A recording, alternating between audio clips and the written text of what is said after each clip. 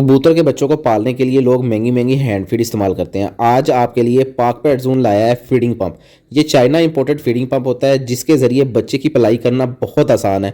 आप अपने जो रूटीन का दाना है वो बच्चे को खिलाएंगे और आसान तरीके से खिला सकते हैं। आपने जस्ट इसके अंदर पानी भरना है, पानी लेंगे और पानी के बाद आपने अपना रूटीन वाला दाना इसके अंदर डालना है नोजल के अंदर। और बच्चे को आपने जो देख लें कि जितने बच्चे हैं आपको जिसको माँ बाप ने अच्छी तरह चोगा नहीं दिया उसको आप फीडिंग करवा सकते हैं और इंतहाई आसान तरीके से। नोजल जस्ट आपने उसका मुंह खोल कर उसके अंदर डालनी है और पीछे से प्रेस करेंगे, आपके सामने है कि बड़े आसान तरीके के साथ बच्चा जो है ना उसका पोर्ट भी फुल हो जाता है और आपको किसी हैंड फीड की ज़रूरत भी नहीं पड़ती।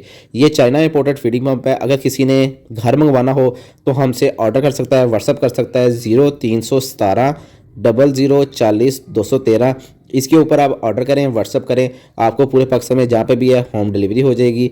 ये अगेन बता दूं कि बहुत आउटस्टैंडिंग क्वालिटी का फीडिंग पंप है ये। इसकी कीमत 650 रुपये है, वैसे 700 रुपये है।